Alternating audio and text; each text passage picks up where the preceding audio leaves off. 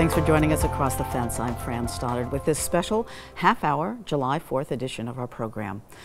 On the day we celebrate our nation's independence, we are reminded that it has come at a great cost.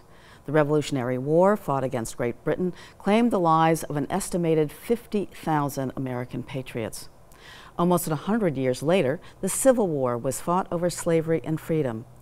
And 160 years ago today, on July 4th, 1863, the bodies of nearly 8,000 Americans were being buried after 3 days of one bloody battle at Gettysburg, Pennsylvania. Today, we travel to Gettysburg with Vermont's Civil War historian, Howard Coffin.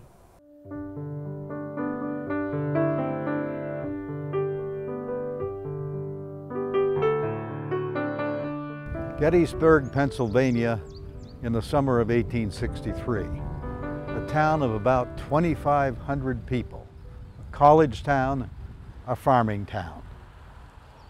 For the first 3 days of July, it becomes the scene of the biggest battle in the history of America.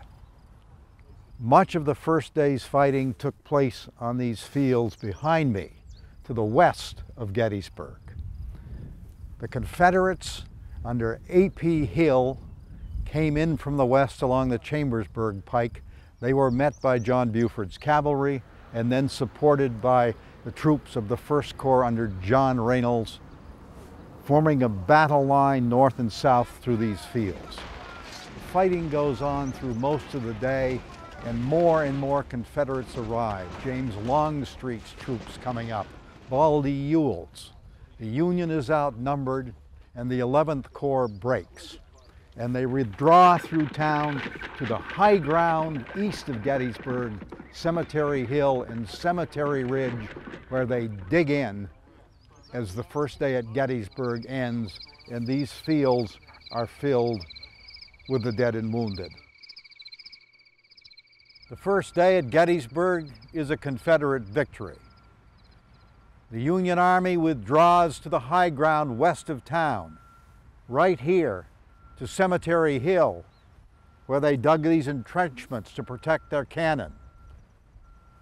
South of us along Cemetery Ridge, coming here at the orders of Oliver Otis Howard, who was in command late the first day, a man who spent the last years of his life in Burlington.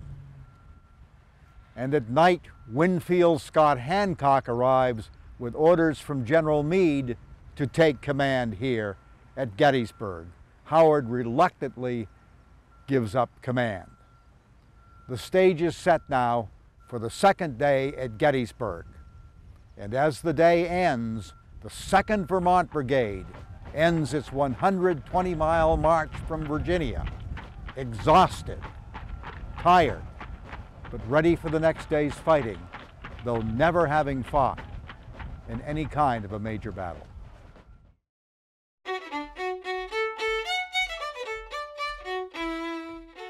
I've been coming to Gettysburg for 40 years. One of my favorite spots is the Widow Leicester's cabin. This little home was General Meade's headquarters until the artillery fire got too hot and he had to move about a mile back. It was in this house that Meade held a council of war with all his leaders. Hancock was here, Gibbon was here, Oliver Otis Howard was here, Dan Sickles was here. The 2nd Vermont Brigade arrived at Gettysburg the evening of the first day's battle. The fighting was over. The 2nd Vermont Brigade, 9-month soldiers, made up of 5 regiments, but only 3 of them reached the battlefield. 2 were left behind to guard wagon trains. So George Stannard had at his command here at Gettysburg only the 13th, 14th, and 16th Vermont regiments. The Vermonters spent the night up on Cemetery Ridge, exhausted from their 120-mile march. Then they were moved down past this building to a field behind it, where they spent most of the second day at Gettysburg. At 4 o'clock in the afternoon, all hell broke loose on the battlefield as General Longstreet, with a Confederate force of 18,000 men, attacks from the southern end of the battlefield up the Emmitsburg Road. and the famous fighting erupts at Little Round Top, in the Peach Orchard, the wheat field, the Valley of Death, and then as afternoon is becoming evening, there's a last try made to break through the Union line on Cemetery Ridge just above us. The Vermonters are called into action. They march by this house and on up the backside of Cemetery Ridge into a boiling cauldron of battle, and they had never seen real battle. As evening came down up here on Cemetery Ridge at the end of the second day, things were desperate for the Army of the Potomac.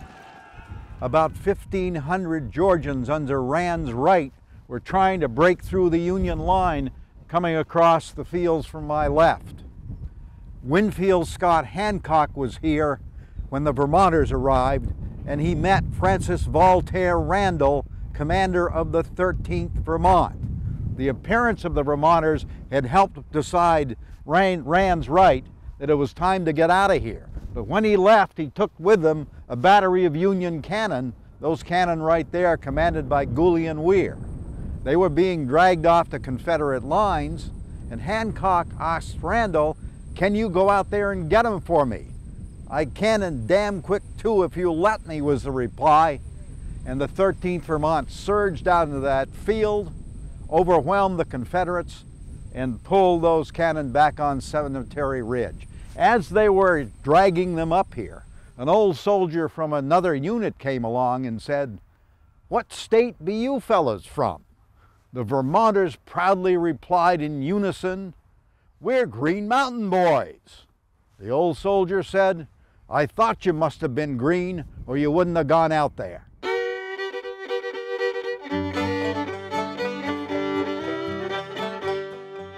All that's left of the Rogers house here along the Emmitsburg Road is the front doorstep that I'm standing on. But it stood during the Battle of Gettysburg. And on the second day, in the evening, when those Vermonters were recapturing those cannons, they came under fire from Confederate marksmen in and around this house. The commander of Company A of the 13th Vermont, Captain John Lonergan, asked permission to cross the Emmitsburg Road and see if he could capture those Confederates. He got permission and on he came. Apparently, when he reached this house, the Confederates just about ran out of ammunition. So with only 50 men, he surrounded the place and brought back, we think, as many as 80 prisoners. For that, after the Civil War, John Lonergan, who lies buried in Burlington and trained his men in Battery Park, won a Medal of Honor.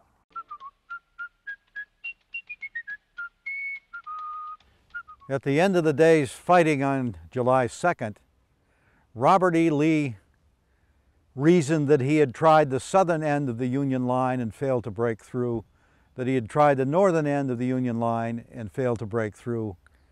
He determined that on the third day, he would try the Union center. To make the attack, he assembled some 12,000 soldiers in the woods behind Seminary Ridge. They were told to be quiet. They were told to lie down to conceal their position. And in late morning, Lee rode along their lines. They were not allowed to cheer, but they lifted their hats to Lee, and he removed his hat, and as the writer Shelby Foote said, "And the sun made about his head a glory."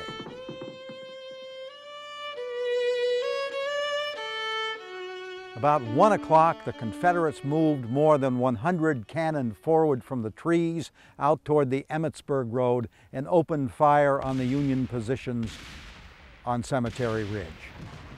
The Union cannon replied, and the duel went on for 2 hours. And then Lee ordered his men forward, led by the fresh division of General George Pickett. They emerged from the woods in battle line a mile wide and began to march across the valley, drums beating, fifes screaming, flags to the front, sun glinting off swords and rifle muskets. On they came, and as they moved on, the Union artillery opened from Little Round Top to Cemetery Hill, blasting great holes in their ranks, but they closed up and on they came, the southern portion of the attack going directly toward the 2nd Vermont Brigade. The State of Virginia Memorial on Seminary Ridge, topped by the equestrian statue of Robert E. Lee, stands on the spot where Lee watched Pickett's charge.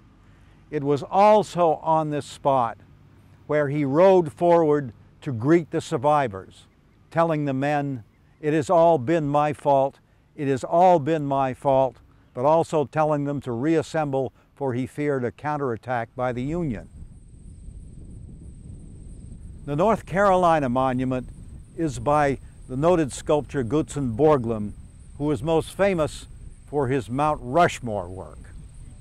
Borglum's statue captures better than any here at Gettysburg the going forward of the Confederates in Pickett's charge, moving off across this mile-wide valley to certain disaster.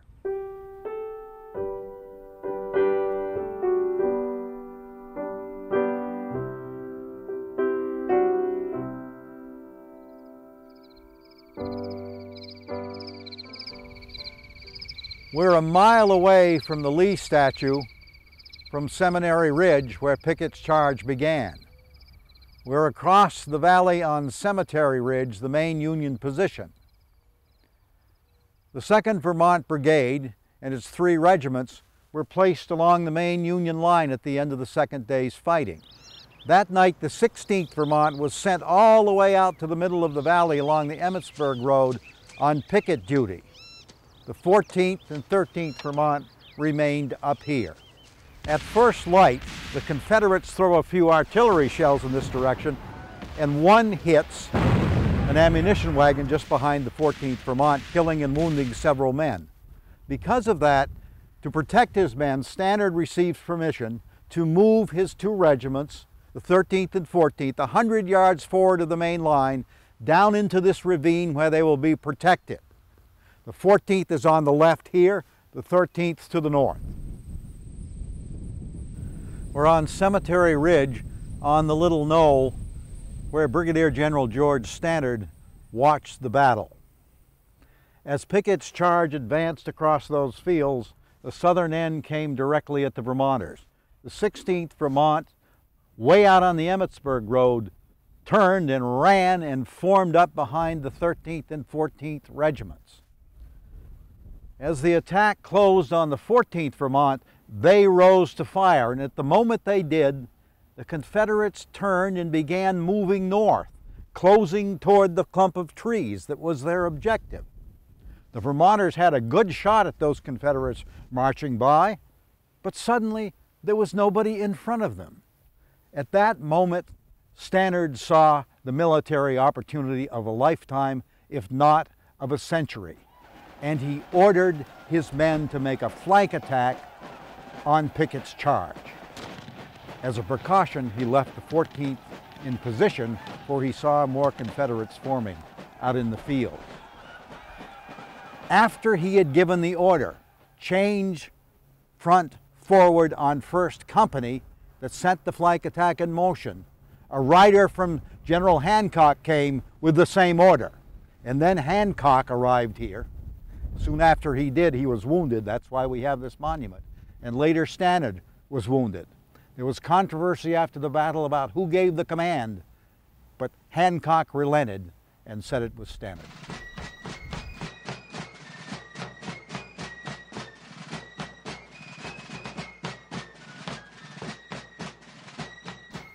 So Stannard orders the flank attack to be led by the 13th Regiment, then the 16th. The pivotal point was here, and here stood Private James Scully, a dry goods clerk from Burlington, in civilian life. The 2 regiments essentially pivoted from facing in that direction to facing north in that direction. And when they got swung around, they created a line of soldiers of 900 men reaching almost to the Cadore barn. And then they opened fire on the Confederates massed toward the clump of trees, and they began to move forward and fire and move forward and fire. It's believed they got off about 12 rounds and they were slaughtering the Confederates. When finally Francis Voltaire Randall of the 13th Vermont stepped in front of his men and said, "Enough men, enough," and stopped the firing. Pickett's charge had been blasted and defeated. The Vermonters began to pick up survivors out in the fields. When Wheelock Vasey, commanding the 16th Vermont, notices a second Confederate attack coming in directly at the 14th Vermont, he forms another line of battle, wheels his men around, and launches a flank attack on that attack and defeats it as well.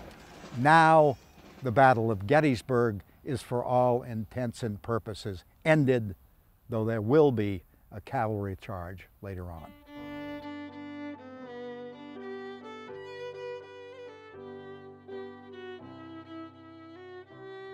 Here along this stone wall, just north of the famous clump of trees, the Confederates broke the Union line. How many of them poured over this wall? Perhaps 300 to 400, to be met by cannon and rifle musket fire. They were driven back and defeated. But for a time along this wall, the Confederates put up a mighty fight, and the issue was in doubt. But in the end, Pickett's charge was wrecked, and the survivors went back across those fields. It had been a military disaster.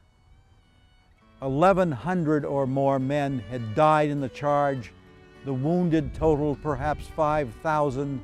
More than half of the men who started across that mile-wide valley had become casualties, many of them inflicted by the flank fire from the south of the 2nd Vermont Brigade.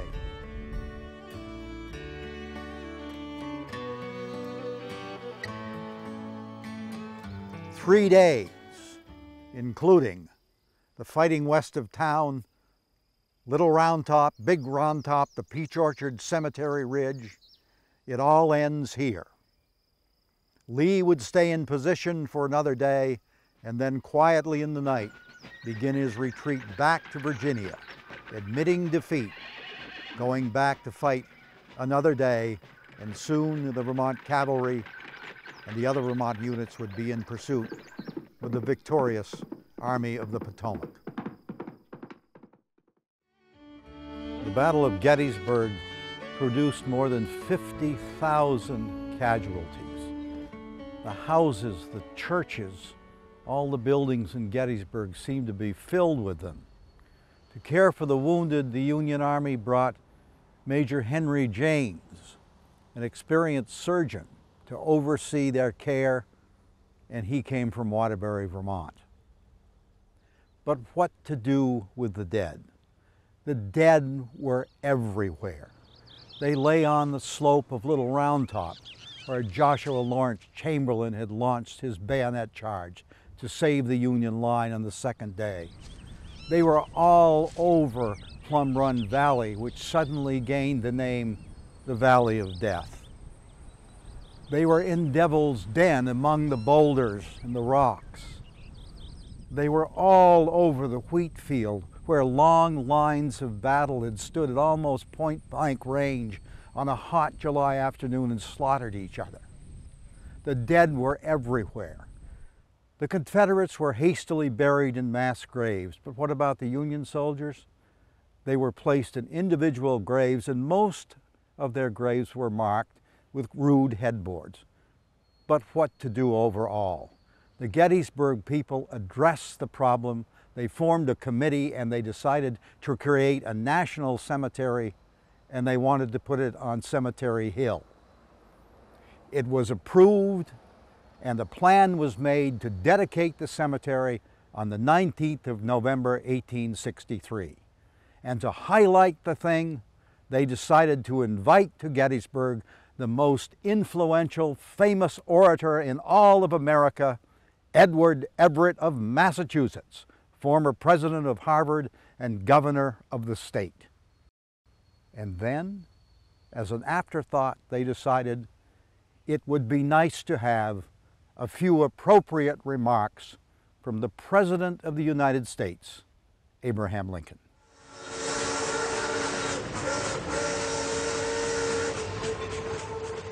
Abraham Lincoln's staff at the White House wanted him to come to Gettysburg by train the morning of the event, but Lincoln said no. He'd go the day before on the 18th. He wanted to be sure he got here. The rails were going to be busy with special trains going to Gettysburg. This was a big event. Why was Lincoln so eager to be here? He didn't want to miss it because he had some things he wanted to say to the country. The war was not going well. Yes, there had been a victory of sorts at Gettysburg, but Lee's army had not been destroyed. Lee was back in Virginia on the loose. Lincoln knew the war would go into the next year. There was so much fighting and bloodshed ahead. There were some things he wanted to say. So he got here at 5 o'clock on the afternoon before the event.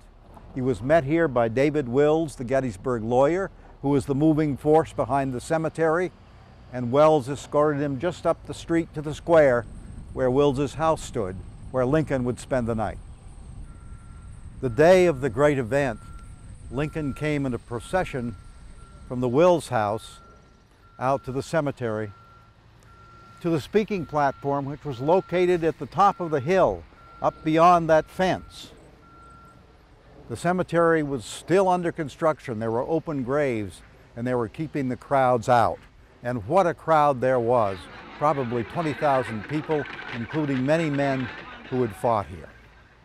Edward Everett spoke first, and he spoke for 2 hours as he was expected to do, and he gave a magnificent report on what the battle had been all about, and he was careful to mention Stannard's Vermonters.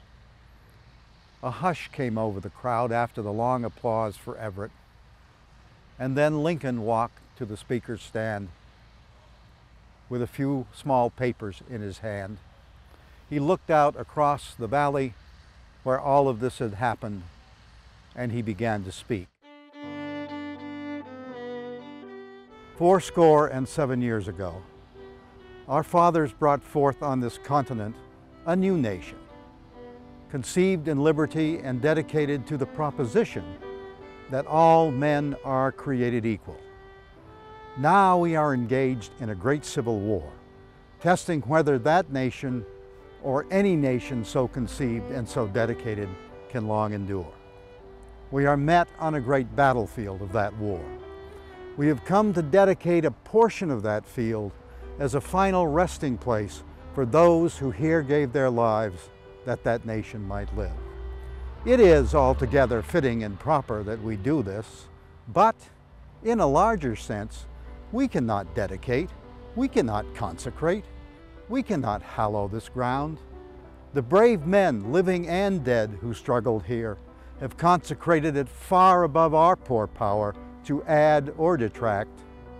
The world will little note nor long remember what we say here, but it can never forget what they did here. It is for us, the living rather, to be dedicated here to the unfinished work which they who fought here have thus far so nobly advanced. It is rather for us to be here dedicated to the great task remaining before us, that from these honored dead we take increased devotion to that cause for which they gave the last full measure of devotion. And we here highly resolve that these dead shall not have died in vain, that this nation under God shall have a new birth of freedom, and that government of the people, by the people and for the people, shall not perish from the earth. The applause for Lincoln went on and on. And then the 20,000 people went away, but really they have never stopped coming to Gettysburg, which has become the shrine of the American Civil War.